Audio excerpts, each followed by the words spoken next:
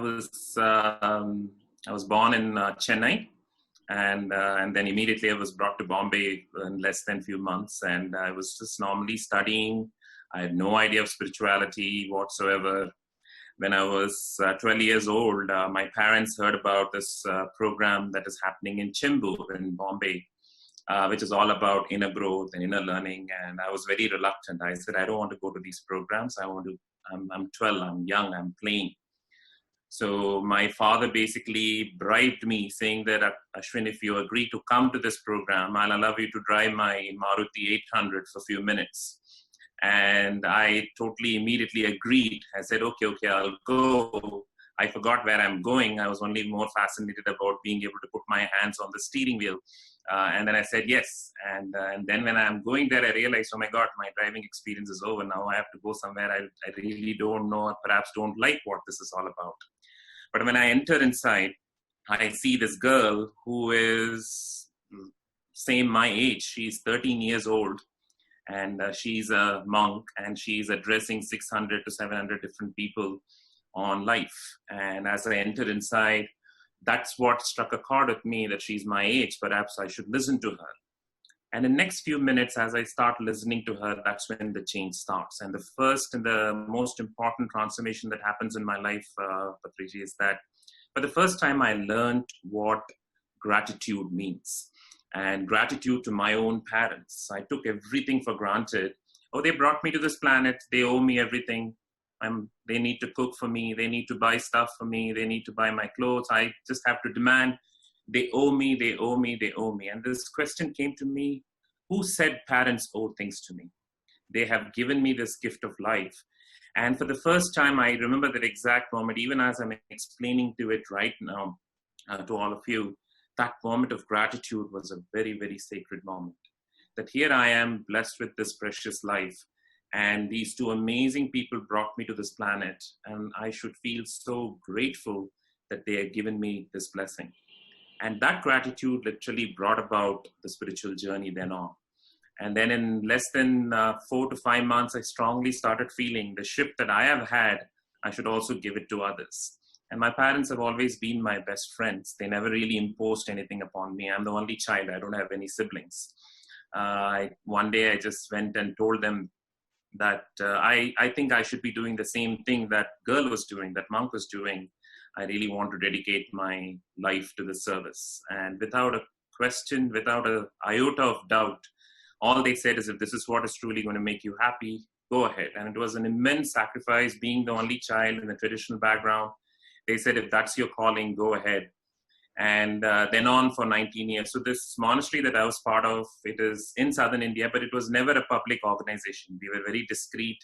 It was a school that got converted into a monastery in deep Tamil Nadu. And we used to learn learnings from all schools of thought. I used to spend half my time there, and half my time I used to travel around the globe helping people. First, I was in India, in every remote part of India, and then to every other part of the world. And every time, every opportunity that I got to share this experience of gratitude, of mind clarity, of interconnectedness, it was a unique experience, and it's a very rewarding, fulfilling experience. It even continues to be until now. It was until 2013, I was part of the monastery. I still lived the same life, but there came a point in time where I really felt I want to take this beyond using technology, using internet. I used to have people anywhere from 100 to 40,000 to 50,000 people in a big hall. But how can I take it even beyond to millions and millions of people? That's when I said, I'm going to start focusing. So it's a monk turned entrepreneur, but I'm still monk at heart. My lifestyle is very monastic in nature. But I said, okay, let's grow something that's going to make sense. So I used to have my phone. I used to think people today go to Google if they want to search anything. They go to Facebook or one of these platforms when they want to connect with one of their friends. Why can't mental wellness be within people's fingertips? And they just click and immediately they're able to get an answer for whatever they experience. They have anxiety, they're stuck in traffic, they don't know how to talk to their spouse, they are having an interview, they're having an exam, and quick transformative moments that can help them to live a better life. That's how AHA started. The name AHA came, it's like an aha moment. It's like you see something, you've never seen before, and you feel that sense of relief. So that started in 2015, and then it started growing very fast. So now we are a global platform where millions use our platform all through internet. We are live on every digital platform you name, from Spotify and Ghana and Savan. And Prime Minister Modi experienced us in 2017, and then his ministry started supporting us. So it's very simple day-to-day teachings, which we call as 3Ps, which is principles, practices, processes, that anyone and everyone can use through the platform and have a shift in their life. So that's what we are doing now, Patriji, and the work is growing very fast. And our whole idea is to really make the best of this life and impact as many people as possible. So that one of the main realizations that I would like to share with you, all of the people that are joined here today, that if you really look at all that is happening around the world, even in current times, and not just in current times, before and after, life at any point of time, it throws challenges, and we have to respond to challenges. And when it throws challenges, and when we have to respond to challenges, quite often the thinking from where we come, the thinking is very much based in me and not me. Me and mine. Me and my name, me and my state, me and my language, me and my property, me and my nation. This me and mine, which is not you and yours, has a source that is very, very rudimentary to all the challenges we experience in life. So this subject that I really wanted to share today, which is all about interconnectedness. If we really look at an empirical level, it's not at a spiritual level, at a very, very realistic level, even a person who doesn't believe in any of this can truly look for themselves and study for themselves. That take one single thing that is around you right now. It could be the laptop from where you're listening to this call. It could be the fan or the AC that is running in your room.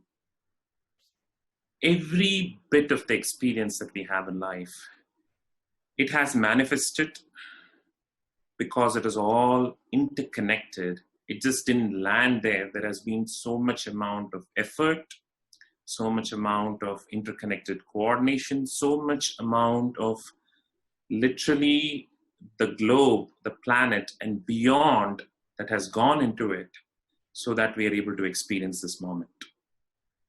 So I remember this practice that we used to do in the monastery. There is this whole quote called Annam Parabrahma Swarupam. In a literal sense, we used to have a food in front of us, and our teacher used to ask us to ask this question: how did that rice come on the plate? One way of looking at it is very transactional. Someone went to the grocery store, paid the money, got the rice. That rice came from some farm, and it goes on like that, purely transactional in nature. But if you really look at that rice that is in front of you as you're having your meal, again, no need of any spirituality. Even from a very empirical sense, you can see the whole universe in that one small, tiny morsel of rice. You will see the plate that is holding the rice. The plate is there again because of so many reasons, literal reasons. The steel, the people who made the steel, the people and the families who supported those people who could put together a steel factory that could produce that steel, because of which you have a steel plate or whatever plate it is on which that rice could stay so that you could have your food. That rice itself, the grain, the paddy, the people who transported that rice, the farmer who tilled day in and day out to to make that paddy happen. There are n number of people, there are n number of factors. And if you really look at it, goes beyond to the atmosphere, the sun, the moon, and it goes on and on to the whole universe, not in any metaphysical space, in a literal physical sense. If you remove any one element, if that manure, if that paddy, if that right seasonal change, if the planetary system, if the whole universe didn't coordinate, if there was one little tweak, I won't have that rice on my plate to be able to have it, to be able to do that grahanam. So that's what we need to realize, that at any point of time, we are part of everything and everyone.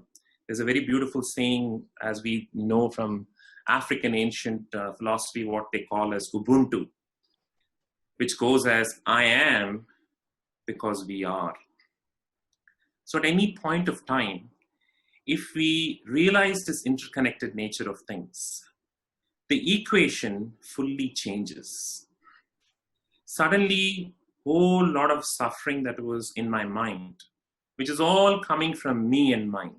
मेरा क्या होगा, मेरे बेटों का क्या होगा, मेरे परिवार का क्या होगा, ये मेरा मेरा मेरा, that whole thought process of मेरा क्या होगा, मेरा क्या होगा, मेरा क्या होगा, which is a self reservoir of suffering. Because if you solve one मेरा क्या होगा, another मेरा क्या होगा will come up. If you solve the second मेरा क्या होगा, it will keep coming up, because it is not different problems that we are solving. The very root, that what will happen to me and me alone, is the reason for that suffering. But once we start seeing, and once there is a transition from mera kya hoga to hamara kya hoga, once there is a transition from what about me, what about me, what about me, what about me, to what about us, what about all that is happening around on this planet that is interconnected to us, then our thinking changes from an exclusive thinking to an inclusive thinking. Then our thought process accommodates the well-being of everyone else as much as ours. We don't ignore our well-being, but it doesn't just stop with us. And my passion, wherever I go, in whichever platform I talk on, that it's a beautiful culture to inculcate. And I'm sure automatically it is something that would have come to your beautiful community here because of the 4 pillars, that you have naturally ascended from that me-based thinking to a we-based thinking. At any point of time, any experience that you take, if you are sitting on a sofa right now, if you just think of how that sofa has come, there has been so much amount of love, care, attention that has been put into it. Our mind might say, what's the big deal? I paid money for that sofa. So I'm just totally entitled to experience it so far because I worked, I got my salary, and with that salary, I bought that sofa, and I own that sofa. With that, you might feel pleasure. But if you truly want to go beyond, you have to see that so much has gone into that sofa, the cushion, the wood, people, their efforts, their thinking, and it goes on and on and on. So every little element that you look around, you don't have to go somewhere to a meditative place, right where you are. If you just look around and take one element or as many elements, they all have manifested in your life because literally the entire humanity and even beyond, the energies have got together so that that thing could exist in front of you. When this transition happens and it becomes slowly a day-to-day culture, then I have seen in my life and I have seen in countless people's lives, a whole lot of psychological suffering just begins to melt. During the current pandemic, what will happen to me? What will happen to my job? What will happen to my future? Will I make it? What if I lose all my money? What will happen if all kinds of uncertainties strike me? While a lot of it might be legitimate in terms of physical situation, especially all that is going on right now with the globe, but a lot of what is happening in our mind, the suffering, is because of this self-centered thinking. I always talk about 2 things. in life, whenever there is a challenge, there are two aspects. There is problem, there is suffering. Many think it to be one. I am feeling this way because I lost my job. I am feeling this way because I have this physical illness. I am feeling this way because I just had a divorce. I'm feeling this way because I lost my home. There is the physical problem, the physical challenge, which needs appropriate measure. You will have to figure out what is the right best step to be able to transform that physical situation. But the second aspect, suffering, is purely psychological stories that I tell in my mind, which actually has nothing to do with the situation. Though it might appear, oh, it's all about the situation. How can you tell that, Ashwin? I'm feeling this way because I lost my job. Losing the job and getting back the job has its own process. I lost my job. It's a challenge and it's the problem. But the suffering is, if you can just closely pay attention to this differentiating line, the suffering is, I lost my job. Am I good enough? Will I get back the job? Why life happens to me this way? No one likes me. I'm not respected anywhere. I've always been a waste. Even in my home, no one loves me. My brother got all the significance. My sister got all the success. I never got it. This entire element about me as a person, my worth, my self-value, and going into this downward spiral, what about me, what about me, what about me, has nothing to do with actually finding a job. This is what we call as suffering. And this suffering is entirely an assumption that is unneeded. Fact of the matter is, it is our own thought process doubting our own worth. No one really actually can tell what our worth is. As Swamiji rightly pointed out, it is your intent that creates your reality. So you are actually who you think you are to be. And if this suffering, if this loop of suffering is going to consume us, the only issue that happens here is it becomes a pattern. It becomes a repetitive pattern. So the same suffering then we start experiencing in our relationship, in our health, in each and every aspect of our life. We start experiencing this. So if we can today take a few moments, I know there is not much time for the next 15 minutes. If we can take these few moments and really begin to bring attention to our mind and really take this intent to be able to see the interconnected nature of things. What will happen when we begin to say the interconnected nature of things? The first and the foremost thing that will happen is gratitude. In that place of gratitude, in that place of truly feeling, thank you that I could have this laptop in front of me today, that I could interact with all of you. Well, we might call it a scientific discovery, internet, software, code, and whatnot.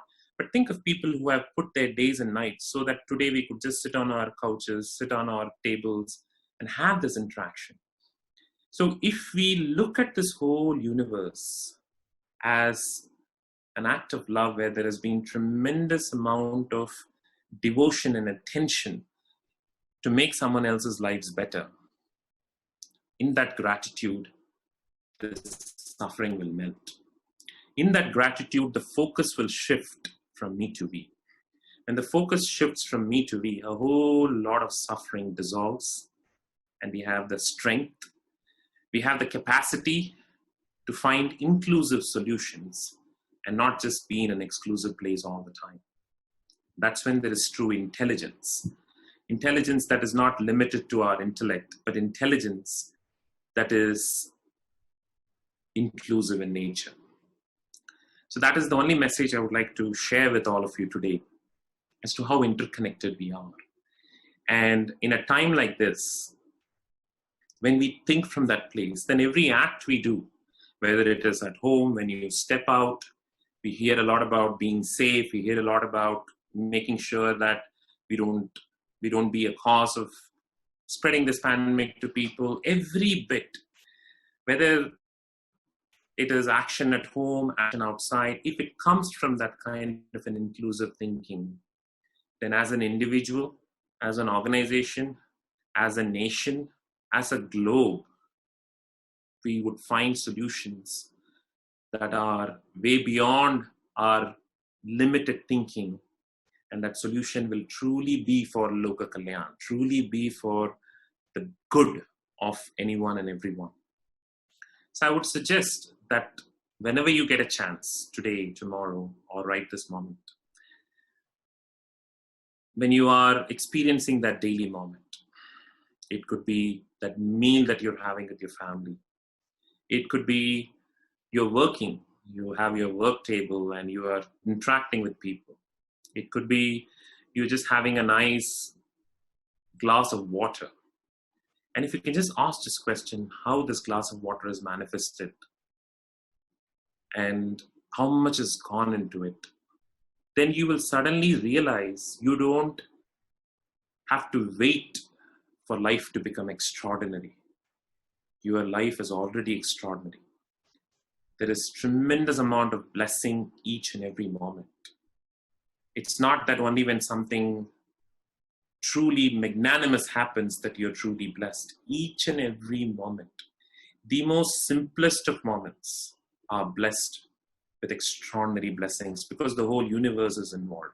And literally, if you remove one fabric, it won't exist. So there is a loop, there is a chain. And if you remove one fabric, one element of that out of the chain will disappear. And this will only make us more and more grateful, more and more a we-based person than a me-based person. So what I would like to do with all of us, if it is fine for the next 10 minutes, is take you through the small guided process of being able to feel this inclusive place, being able to connect from that place of gratitude. We have time for that, Vivekan?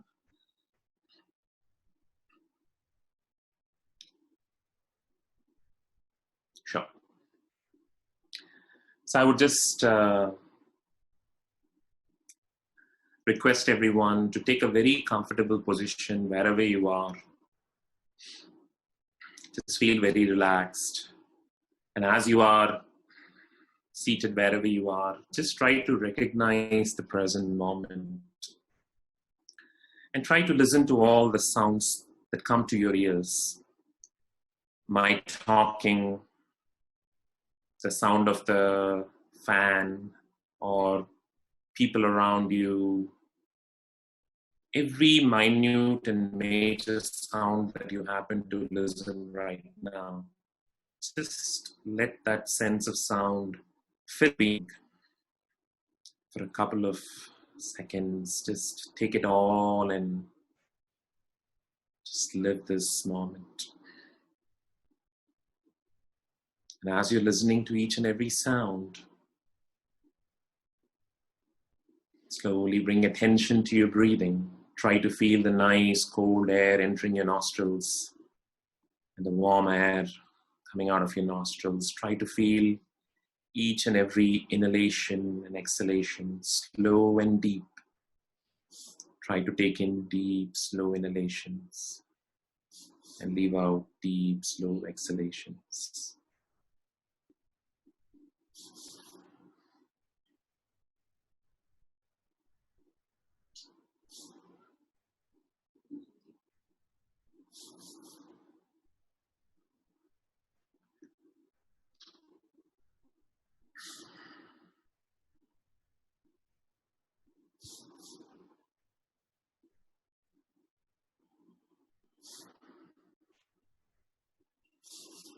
As you take in every breath, as you inhale and exhale,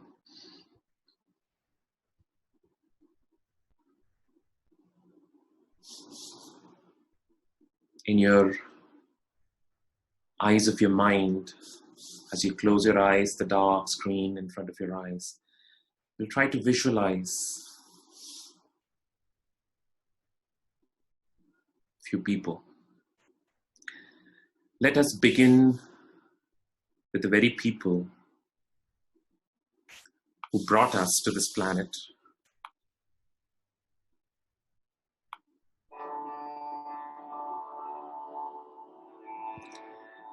Think of your parents. Think of your mother. Think of your father, wherever they are in whichever plane of existence. If they are with you, if they are in a different place from where you are, if they have moved on. Think of your parents, feel your mother, feel your father. If you can visualize, try to visualize them in your mental eyes.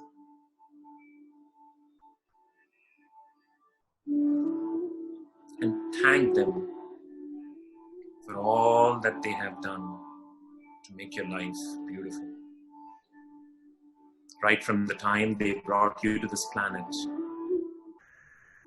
they have done so much just so that we could survive out of the womb, nurture, grow, crawl, walk, talk, think, act, build. The whole journey of life that who we are today.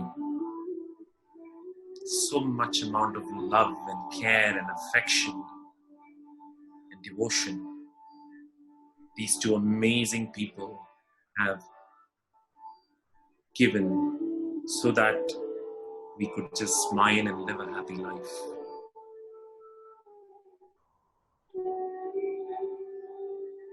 Just think of them, thank them, feel that beautiful sense of gratitude towards your parents. And bless them wherever they are. Wish them the best.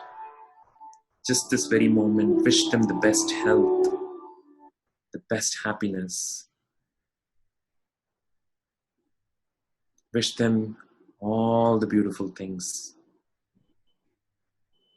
And as you are doing this, wherever they are, they will surely feel it. Think of your parents and bless them fully.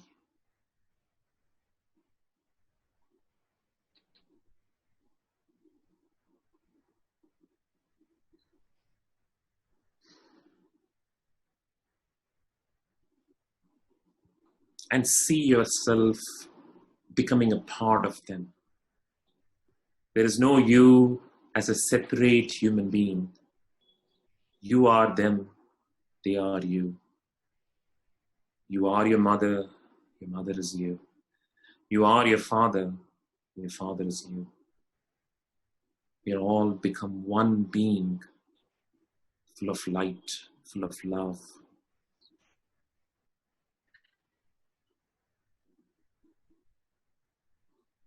From that place of feeling one with your parents, think of now all your other family members, your siblings,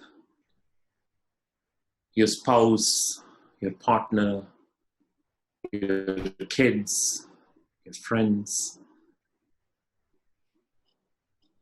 They all have been for us at different moments, giving us all the love, giving us all the care, giving us meaning in life. Just think of them. Think of your siblings. Think of your spouse. Thank them all for all the wonderful moments of love and care that they have bestowed upon you. Feel that gratitude and wish them the best. Bless them with all the happiness, with all the blessings. Wherever they are at this moment, as you feel this gratitude and blessings for them, they will feel it. They will feel that connection with you this very moment as we are doing this.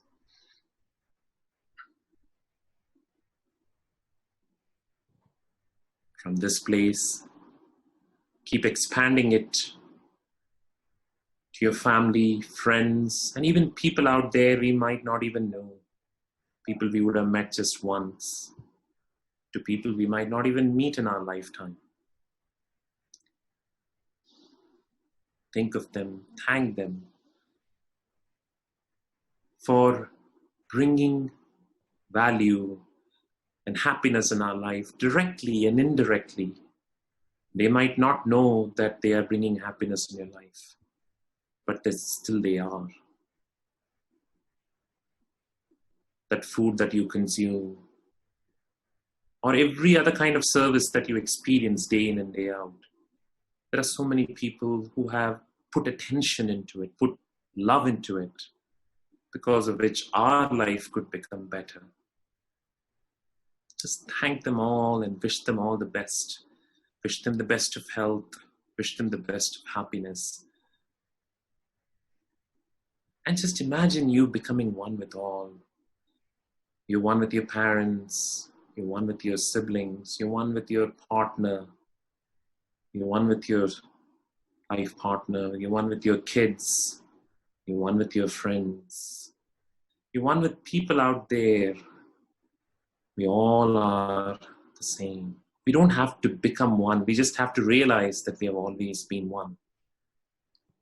Deep down, we all feel the same. Deep down, we're all looking for the same. When you feel pain, you feel the same way when someone else's pain. When I'm in happiness, the way I feel is the same way you would feel when you are in happiness. And this extends not just to human beings alone. This extends to every life out there, every animal, every plant, every element of this nature. We're all one. And as you keep expanding that circle of gratitude, think of all the animals, think of all the plants, think of each and every creature that directly or indirectly has brought smile to you. You would have just seen a video on social media of an animal being very cute. You might not even know that animal, but that few seconds of joy that animal brought to you makes your life. If we can choose gratitude, think of them, connect with them, and wish them the best, send them all the blessings. Right from our parents, to our siblings, to our spouse, to our partner, to our kids, to our family members, friends, people out there, to all the life out there, animals and plants and the smallest little worm. Every life is living right now, breathing in and breathing out right now, this moment. And they're all interconnected. And if you remove one fabric out of that interconnectedness, we won't be here. We won't be here sitting and enjoying this sacred moment. Thank them all. Bless them all. Wish them all the best. See yourself becoming one with them. They are you. You are them. From this inclusive place, the next moment when you act, you will act consciously. You will act from a wonderful place. No one has to come and teach us not to cause pain. No one has to come and remind us not to cause pain. We will automatically be more conscious and compassionate because they are us and we are them. When a smallest little hurt happens to our, let's say, a finger in our hand, do we say, oh, it's only my finger, I don't care? No. Our whole body shivers when a smallest little prick happens to a tiny part of our finger. That is exactly how this universe is. And as we grow in that interconnected culture, as we start feeling more and more one, automatically each and every act of ours will naturally be compassionate, will naturally be inclusive. It will be filled with blessings for one and all. I am because we are. I am you, you are me, and we are everyone and every little life out there that we can see, hear, smell, touch, taste, and even beyond these senses.